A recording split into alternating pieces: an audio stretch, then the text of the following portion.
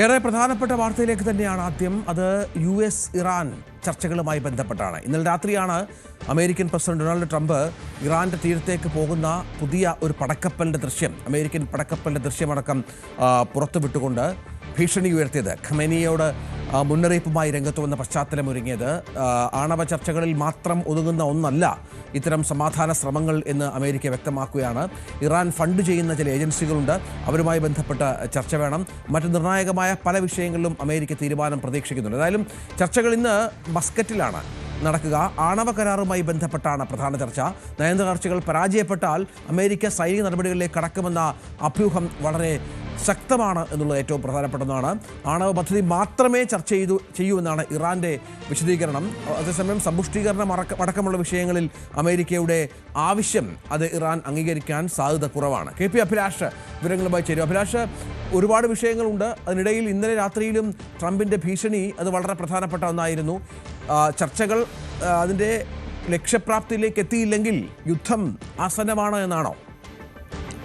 Ranjith, good morning. ലോകരാജ്യങ്ങൾ ഒന്നടങ്കം കാത്തിരിക്കുകയാണ് ഇറാനും അമേരിക്കയും തമ്മിലുള്ള ചർച്ച പരാജയപ്പെടുമോ അതെയോ വിജയിക്കുമോ എന്നത്. രഞ്ജിത്ത് സൂചിപ്പിക്കുന്ന പോലെ തന്നെ ഇറാനും അമേരിക്കയും തമ്മിലുള്ള സംഘർഷം കാലങ്ങളായി ഉടലെടുത്തതാണ്. എങ്കിലും ഇരു രാജ്യങ്ങളും തമ്മിൽ യുദ്ധമുഖത്ത് നിൽക്കുന്ന ഒരു സാഹചര്യത്തിലാണ് ഇന്ന് നടക്കാൻ പോകുന്ന ചർച്ച പ്രധാനപ്പെട്ടതാകുന്നത്. ഒമാനിലെ മസ്കറ്റിൽ പ്രാദേശിക സമയം രാവിലെ 10 മണിക്കാണ് ഈ ചർച്ച നടക്കാൻ പോകുന്നത്. അതായത് ഇന്ത്യൻ സമയം നമുക്ക് ഏതാണ്ട് 11:30 ഈ ചർച്ച ആരംഭിക്കും എന്ന് തന്നെ പറയാൻ സാധിക്കുന്നു. ഇതുവരെയും ഈ ചർച്ചയുടെ വേദിയിലോ സമയത്തിലോ മാറ്റമില്ല എന്നതുകൊണ്ട് തന്നെ ചർച്ച നടക്കും എന്ന് വേണം നമുക്ക് പ്രതീക്ഷിക്കാൻ. ചർച്ച എത്ര സമയം നീണ്ടുപോകുമെന്നോ ചർച്ചയുടെ ഫലം എന്താകുമെന്നോ ഈ ഘട്ടത്തിൽ നമുക്ക് പ്രവചിക്കാൻ സാധിക്കില്ല. പക്ഷേ നിർണായകമാകുന്ന ഒരു ചർച്ച തന്നെയാണ് നടക്കാൻ പോകുന്നത്. പ്രത്യേകിച്ച് അറബ് രാജ്യങ്ങളും മുസ്ലിം രാജ്യങ്ങളുമാണ് ഇത്തരത്തിലൊരു ചർച്ചയ്ക്ക് മുൻകൈ എടുക്കുന്നത്.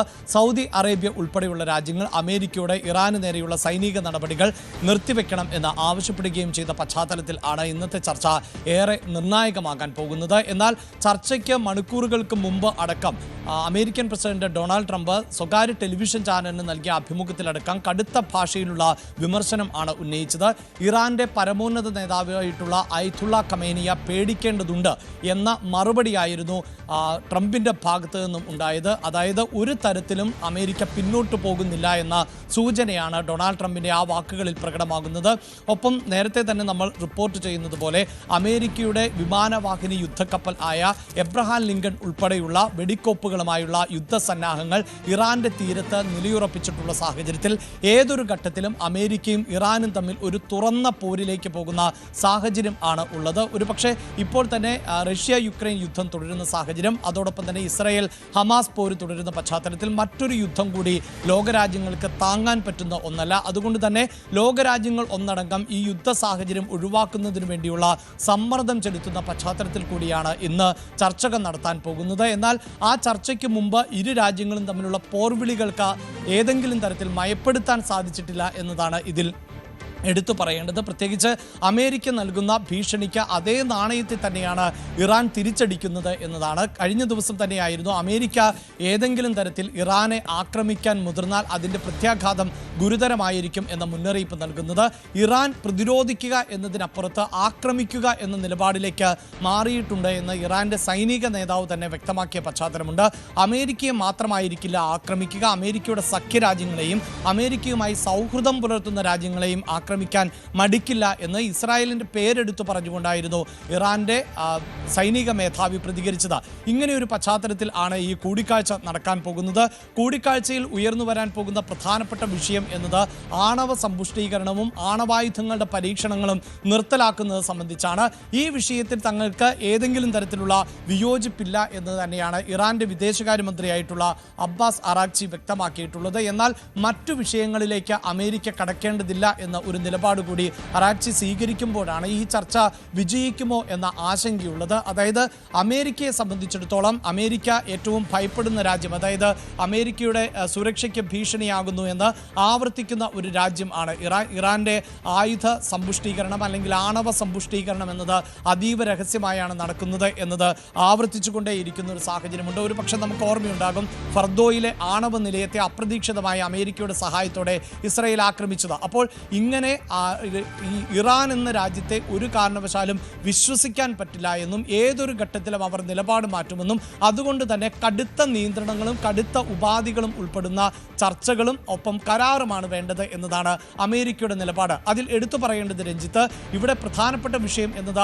ആണവ സമ്പുഷ്ടീകരണവും ആണവായുധങ്ങളുടെ ശേഖരവും അതോടൊപ്പം തന്നെ ആണവായുധ പ്രയോഗവുമാണ് എങ്കിൽ ഇപ്പോൾ ഇറാനിൽ വലിയ തോതിലുള്ള ആഭ്യന്തര കലാപം അതിരൂക്ഷമാണ്. ഇറാൻ ഭരണകൂടത്തിന് നേരെ അവിടെ പ്രതിഷേധങ്ങൾ ഉയരുന്ന സാഹചര്യമുണ്ട്.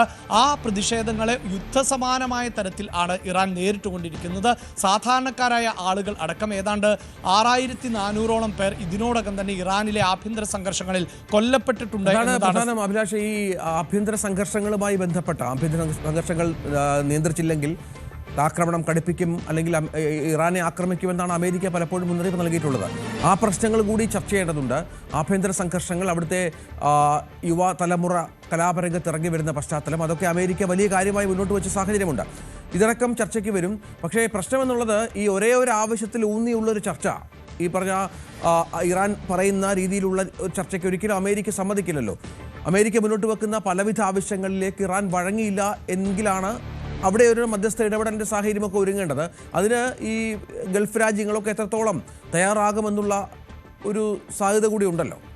രഞ്ജിത്ത്, ഇവിടെ എടുത്തു പറയേണ്ടത് അമേരിക്കൻ പ്രസിഡന്റ് ഡൊണാൾഡ് ട്രംപാണ് പലപ്പോഴും നിലപാടുകൾ കടുപ്പിച്ച് മുന്നോട്ട് വരാറുള്ളത്. ഇതേ ട്രംപ് തന്നെ അപ്രതീക്ഷിതമായി നിലപാടുകളിൽ നിന്ന് പിന്നോട്ട് പോകുന്നത് നമ്മൾ പലപ്പോഴും കണ്ടിട്ടുള്ളതാണ്. ഉദാഹരണത്തിന് ഈ കഴിഞ്ഞ ദിവസം തന്നെ നമുക്കറിയാമല്ലോ, ഇന്ത്യയിൽ ഈ ട്രംപിൻ്റെ പേര് വലിയ തോതിൽ ചർച്ച ചെയ്യപ്പെടുന്നത് അമേരിക്കയും ഇന്ത്യയും തമ്മിലുള്ള വ്യാപാര കരാറുമായി ബന്ധപ്പെട്ടാണ്. ഇന്ത്യ ഇതിൽ ധാരണയിലെത്തിയിട്ടുണ്ട് എന്ന് അമേരിക്കൻ പ്രസിഡന്റ് ഡൊണാൾഡ് ട്രംപ് പറയുമ്പോൾ പോലും നമുക്കറിയാം അമേരിക്കയായിരുന്നു ഈ വിഷയത്തിൽ പിടിവാശി കാണിച്ചത്. എന്നാൽ കഴിഞ്ഞ റിപ്പബ്ലിക് ദിനത്തിൽ അടക്കം അമേരിക്കയുടെ പ്രതിനിധികളെ മാറ്റി നിർത്തിക്കൊണ്ട് യൂറോപ്യൻ യൂണിയൻ പ്രതിനിധികളെ ഇന്ത്യയിലേക്ക് എത്തിക്കുകയും അപ്രതീക്ഷിതമായി 2 പതിറ്റാണ്ടിൻ്റെ കാത്തിരിപ്പ് അവസാനിപ്പിച്ചുകൊണ്ട് ഇന്ത്യ ആ ഉടമ്പടിയിൽ വ്യാപാര കരാറിൽ ഏർപ്പെടുകയും ചെയ്തു. ഇതിന് തൊട്ടു പിന്നാലെയായിരുന്നു ട്രംപിൻ്റെ നിലപാട് മാറ്റം. അതുമായി ബന്ധപ്പെട്ട് രാഷ്ട്രീയ വിവാദങ്ങൾ ചർച്ച ചെയ്യപ്പെടുന്നുണ്ട്. എന്ത് തന്നെയാണ് എങ്കിലും ഇവിടെ എടുത്തു പറയേണ്ടത്, ട്രംപ് പലപ്പോഴും കടുത്ത നിലപാട് സ്വീകരിക്കാറുണ്ട് എങ്കിലും പിന്നീട് ചർച്ചകളിലേക്ക് വരുമ്പോഴൊക്കെ അത് മയപ്പെടുത്തുന്ന സാഹചര്യമുണ്ട്. ഇവിടെ പ്രധാനപ്പെട്ട വിഷയം എന്നത് അമേരിക്ക മുന്നോട്ട് വയ്ക്കുന്നത് ഇറാന്റെ ആണവ സമ്പുഷ്ടീകരണം, ഇറാന്റെ മിസൈൽ പരീക്ഷണങ്ങൾ ഇവ അവസാനിപ്പിക്കണം എന്നത് തന്നെയാണ്. അതോടൊപ്പം തന്നെ ഈ പ്രോക്സി ഗ്രൂപ്പുകൾക്ക് ഇറാൻ നൽകുന്ന പിന്തുണയുണ്ട്. പ്രോക്സി ഗ്രൂപ്പുകൾ എന്ന് പറയുമ്പോൾ ഇപ്പോൾ ലെബനനിലെ ഹിസ്ബുള്ളയെ പോലെയുള്ള, ഗാസയിലെ ഹമാസിനെ പോലെ, യമനിലെ ഹൂതി വിഭാഗങ്ങളെ പോലെയുള്ള പ്രോക്സി ഗ്രൂപ്പുകൾക്ക് സഹായം നൽകുന്നത് ഇറാനാണ് എന്നൊരു വാദം അമേരിക്ക മുന്നോട്ട് വയ്ക്കുന്നുണ്ട്. ഈ പ്രോക്സി ഗ്രൂപ്പുകൾക്കുള്ള സഹായങ്ങൾ അവസാനിപ്പിക്കുക, അതോടൊപ്പം തന്നെ ആണവ സമ്പുഷ്ടീകരണം നിർത്തലാക്കുക, ആണവ കരാറ് ഏർപ്പെടുക, അതായത് കൃത്യമായ ആണവ കരാറിൽ ഇറാൻ ഒപ്പുവെക്കുകയും ആണവ ആയുധങ്ങളുടെ പ്രയോഗം നടത്തില്ല എന്ന് ഉറപ്പാക്കുകയും ചെയ്യുക. അതോടൊപ്പം തന്നെയാണ് ഇറാനിലെ ആഭ്യന്തര സംഘർഷവുമായി ബന്ധപ്പെട്ട മനുഷ്യാവകാശ ലംഘനങ്ങൾ, ഇത്തരം വിഷയങ്ങളടക്കം ചർച്ചയ്ക്ക് വരും എന്ന് തന്നെയാണ് അമേരിക്കൻ വിദേശകാര്യ സെക്രട്ടറി മാർക്കോ റൂബിയോ ഉൾപ്പെടെ വ്യക്തമാക്കിയിട്ടുള്ളത്. എന്നാൽ ഈ വിഷയങ്ങളിൽ ചർച്ചയ്ക്ക് തയ്യാറാകാൻ ഇറാൻ ഒരുക്കമല്ല എന്ന് ഇറാൻ വിദേശകാര്യമന്ത്രി അബ്ബാസ് അറഗ്ചി വ്യക്തമാക്കുകയും ചെയ്തിട്ടുണ്ട്. അതോടൊപ്പം എടുത്തു പറയേണ്ടത് റഷ്യയുമായുള്ള വളരെ പ്രധാനപ്പെട്ട ആണവ കരാറിന്റെ കാലാവധി അവസാനിക്കുന്ന ഒരു സാഹചര്യം കൂടിയുണ്ട്. അതായത് ന്യൂ സ്റ്റാർട്ട് ഉടമ്പടി എന്ന തരത്തിൽ 2010 പ്രാഗിൽ ഒപ്പുവെച്ച ഒരു കരാർ ആണ് അവസാനിക്കുന്നത്.